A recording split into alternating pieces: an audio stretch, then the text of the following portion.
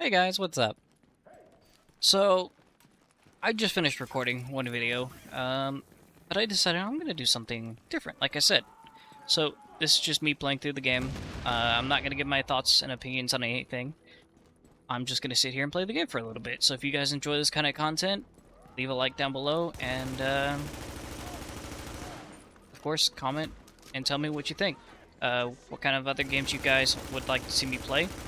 If I have it, of course, I will go ahead and put a video out of me playing it. And of course, I might even give a review if I haven't played it before. Or if I have, I will, of course, just give you my thoughts on it. That being said, I'll do the same for this game right now. So, this is the first Division game, or the Division 1, whatever you want to call it. Probably one of my favorite Ubisoft games that they have ever released. I know for a lot of people they didn't like it simply because of how the launch was originally. And yeah, it was bad. It was bad. There's no denying that. But I liked it. And I grew to love it over time. The game's about 7 years old at this point, and I do occasionally come back to it just because I do like the style of game.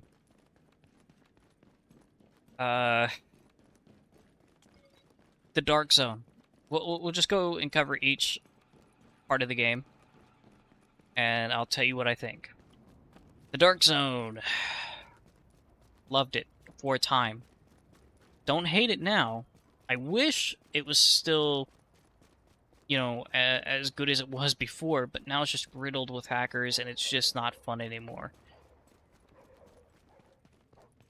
As for any other parts of the content, the incursions I thought were really tough. I did enjoy them, but God, are they tough. They are extremely tough. Especially, I forget the name of this one, Stolen Signal. That one is by far the hardest, in my opinion. And I still haven't completed it on this character, or any of my... Well, no, I've completed on one of my characters, but not all of them. Because of how difficult it is, it really is just hard to sink my teeth into, try to complete. Although nowadays, I'm pretty sure I could get through it pretty easily, especially with the amount of people that are running around with damage hacks and all this kind of stuff, just spoiling the game for other people that, have spent years trying to get into. And by that I mean they just could not afford to get into the game, or they just never gave it a try until somebody recommended it to them here in recent years. Now, the incursions. Again, they're nice. I like them. And compared to the second game, I think they're a lot better than what the second game offers when it comes to the incursions. Because I'll be honest with you, I don't like the second game.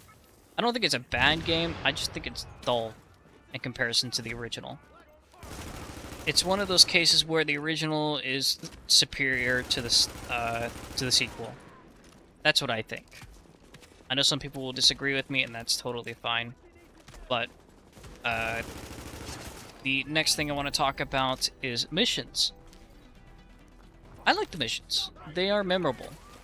But only if you're somebody who is willing to grind this game and actually enjoy the gunplay, the gameplay, or just the overall experience that this game offers. Now, for me, I dove into every part of this game about 7 years ago when it first came out. And it stretched from doing the story, to doing the Dark Zone, to doing Underground, which is still my favorite part of this game. I can't remember what it's called, but there is a game mode that's essentially just a team-based mode. And it's not... It was good when it first came out, because nobody knew the meta, nobody really knew what was going to work for their kits in that mode. So nobody really had a good idea of how to handle that mode at the time that it was just released. So it was still enjoyable.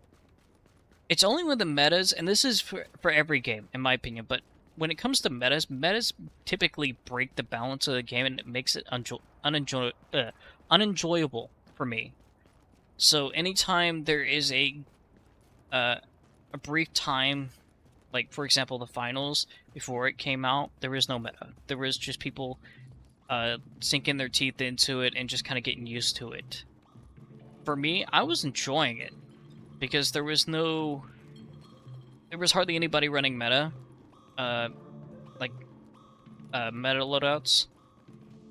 And if there was, they were typically not that good to begin with. For example, if you were running the pistol, the silenced pistol in the finals, back during the beta, it was really, really strong. It still kind of is, but it just... now it's just not nearly as good. And it feels like the assault's default weapon, obviously, is just absolutely busted. But that's beside the point. Back to this game. The meta in the Dark Zone has changed multiple times. And by multiple times, I mean it is literally changed so many times that I could not begin to tell you exactly what would be the best meta today, and that's because I don't really know what the meta is today. It could be far different from what it originally was, or it could be exactly what it was 7 years ago. It could also just be exactly what I'm running. It could just be a tech build. I doubt it, but you never know. Honestly, I don't really see many people running tech anymore. And if they do, it's trash in comparison to mine. Now, that's because I just min-maxed all tech. Like, I will literally show you my setup right now, so that's a lot. That is a lot. Now, I've seen people get their skill power as high as 350,000, and I think I'm comfortable with what I've got. Because if you guys couldn't tell, I'm hitting huge numbers on my BFB, which is this thing, by the way. But, the underground game mode, which I might get into here in just a few moments after I'm done here. It is a clusterfuck of fun. It really is. It's a little bit boring for some because it's just like, it feels like an endless grind, but for me personally, I don't have any issues with it. It was buggy as hell on release, I remember that. But the game mode itself is still pretty solid.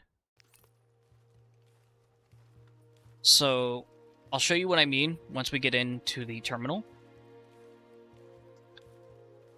So, in Underground, you're thrust into a subway. And in that subway, you have, besides chat spam down there, you have, was essentially a roguelike, but it's not necessarily a roguelike in the traditional sense, but more so in the fact that you have several stages that you go through if you decide to go through, like, the 3-phase, difficulty, which is not too bad. It's kind of hard, but this is just more so like a casual grind. It won't get you like classified gear or anything, but it will get you closer to getting classified gear. So I'm gonna pick me a mission here. I'm just gonna do challenging, because, well, challenging is what I used to solo all the time when doing this. Before I do that, I need to grab ammo. For whatever reason, it decides to cut your ammo in half when you come down to the train station. But the gameplay itself, it's always dynamic. It's a procedurally generated zone, like combat zone. So of course, you may never have the same layout when it comes to going through this.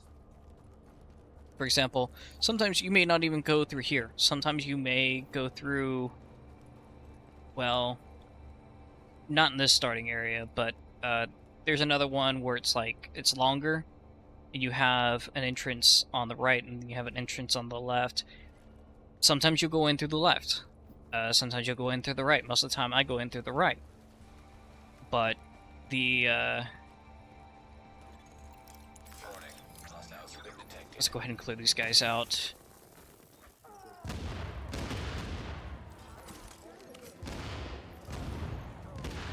Ooh, I'll take it. Oh, I have static charge. I need to be careful.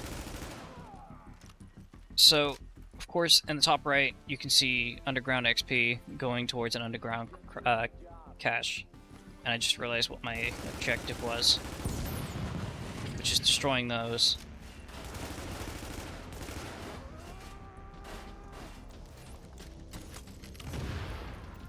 So getting rid of that.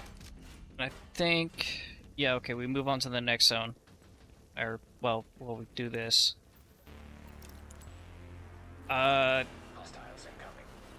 Is there anything else, though? Like... We covered the Dark Zone. We covered the story. And we covered... the Underground. And the Incursions. Is there anything else? Oh yeah, we also got the team-based mode. I forgot the name of. I think that's it. I could be wrong, but I think that's it in terms of content for this game. I feel like I'm missing one thing though. That's the thing that's bothering me. Because like you have multiple different things you can do throughout this game. Oh, survival! Survival, that's it. I forgot about survival. Survival is amazing.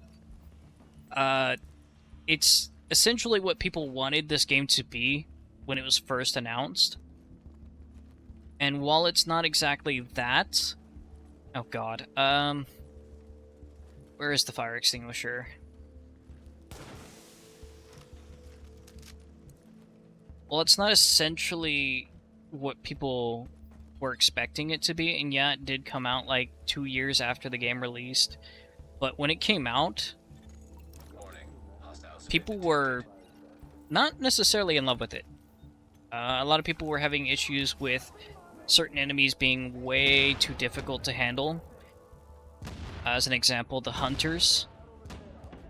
If you know the Hunters, the rogue agents, essentially, they are a pain to go up against when you're running solo in survival.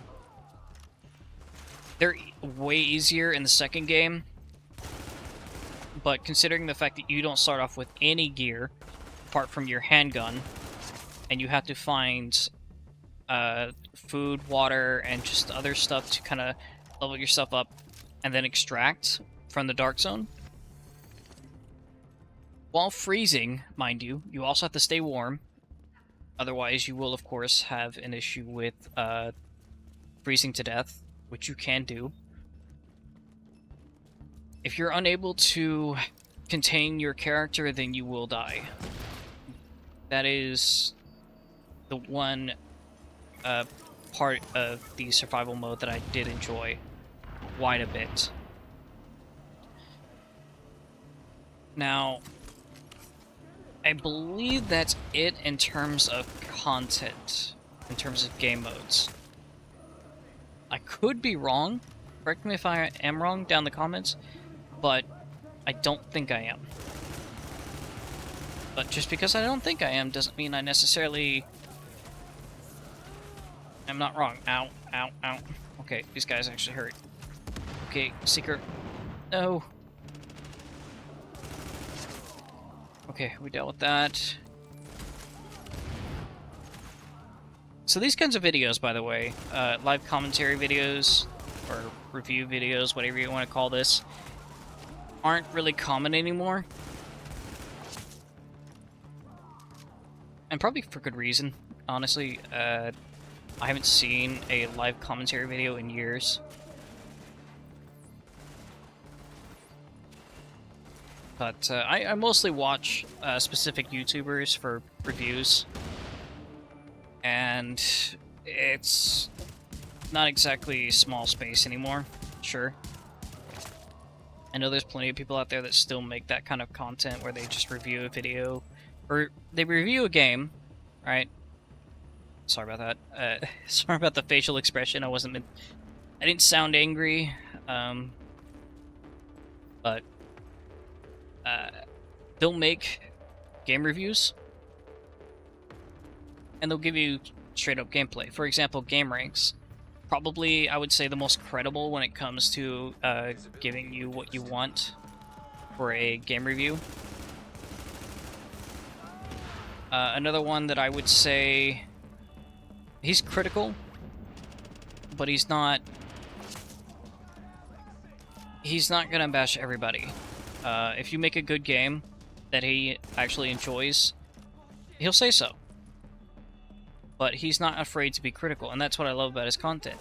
That is Big Fry. If you know Big Fry TV, if you've heard about him through like other means, well, I still suggest you go check him out. I don't think I've seen that before. I think that's always been there though. But yeah, he's a very critical guy. He's very much into the first-person shooter space, or the FPS space, whatever you want to call it. But he does enjoy some third-person shooters. In fact, growing up, one of the things he used to play was, of course, SOCOM. So, SOCOM being a third-person shooter, he grew up on that. I grew up on games like, not The Division, but I grew up on games like the original Ghost Recon, Delta Force, and so many others. And I've discussed this previously, so I'm not going to get into it now, because I'm not going to sound like a broken record. But, you know, if you want some genuinely good content creators who won't steer you wrong in terms of your wallet, like I said, Big Fry TV or GameRanks, if you guys want reviews on video games. They don't review every game that comes out, but if you want early access reviews of like upcoming first-person shooters, I would suggest Big Fry. If you want a game review of a AAA game or AA game, or even a quadruple game, or whatever Ubisoft called it, I believe it was called quadruple A title, you know, Skull and Bones, terrible, absolutely terrible. I saw gameplay of it, it was terrible. I don't understand how they can go from making something like this to something like Skull and Bones, or something like, oh, hold on. How can you go from making something like Assassin's Creed Valhalla, which has a better rating system than, where is this thing? You can see it's pulsing in the, oh, it's right there. But you have, games like Assassin's Creed Valhalla, Assassin's Creed Black Flag, that have far better porting and, just better pirating experiences. Like, if you want to go pirate, go play the Assassin's Creed series. You know, don't play Skull and Bones. It's absolute garbage. You can't even, like, individually board an enemy boat. In fact, it's like a minigame, basically. Or not even that, really. You just board the boat, take the loot after you've damaged it, and that's it. There's no pillaging. There's no, what's the word? There's no actual piracy to it. You hit the what is it, board? You just hit the board button and you board. And everything is done automatically. It's not enjoyable. That's not what people were wanting for them. And that's what we got from them instead. It's just not worth it. And it makes me a little bit scared for games like Assassin's Creed Red, which, if you don't know, is actually going to be the Japanese Assassin's Creed game. And I'm also excited for... Ooh, multi-kill. Oh. Well, that was technically a multi-kill, but should have been anyway. But you also have the remastered Splinter Cell game, which I am most excited about for a couple of different reasons. Mostly in the sense that I just want a new Splinter Cell game. And I don't care if they remake it, I just want it to be good. I want to kind of actually go back to where it was originally when they made Chaos Theory, when they made the original game. That's what I want them to do for the Ghost Recon franchise. But whether or not they do that is entirely up to them. Because Skull and Bones is a prime example of them fucking up and not really giving the fans exactly what they want. I'm also scared for the new Ghost Recon game that recently got leaked. Not gameplay-wise, but information in regards to the game has been leaked. And it doesn't really sound too convincing, because even though it's Tom Henderson that actually leaked that information, it still doesn't make me confident enough that Ubisoft is actually doing what they need to in order to win back the fans that they have lost. Oh god. Like, I'm not gonna sit here and say that I'm one of the fans that they lost, because I'm not. I still have faith in Ubisoft. I never really lost faith in Ubisoft. For a lot of people, they did simply because of Skull and Bones, or because of, well, whatever other game they've made in the past that just kind of let them down. For me, it was more so just the, it was just The Division. The Division, Skull and Bones, I wouldn't say Assassin's Creed series, because I'm not going to say it's bad. I'm not going to say it's taken the wrong path either. But it's one of those things where I just wish it didn't take the path that it did. Because I do have faith these games can be better. The same thing with, like, Electronic Arts, EA, and Battlefield.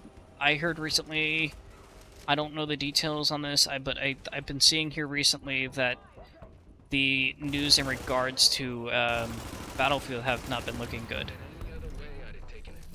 And that's concerning. Especially if it comes from certain people who have been fans of the Battlefield franchise essentially their entire life. And that's who I'm getting my information from. I'm not going to name who it is because, well, I don't really want to take views away from myself in order to make this point. But if you are interested in learning about that, I would suggest looking it up. Why am I stuck? Okay. Just look it up for yourself. That's something I will tell you guys to do a lot of the time. I don't want to be somebody who gives false news. I might get something wrong, and if I do, I will apologize. But I don't want to be spouting news unless I'm absolutely certain that the news is true. But anyway, I'm about 23 minutes into this video. I think you guys have seen enough gameplay of The Division. If you guys want to check it out, you guys can find it on Steam. I'm pretty sure it's on sale right now, as of this recording. I think you can get it on Steam. If not, you might have to go to Ubisoft Online. Unfortunately, I don't personally like Ubisoft Online because of how bad I think it is. But besides that, you guys have a wonderful day. Comment, like, subscribe, share the video, whatever you want to do. Stay civil in the comments, and I will see you in the next video. Have a wonderful day.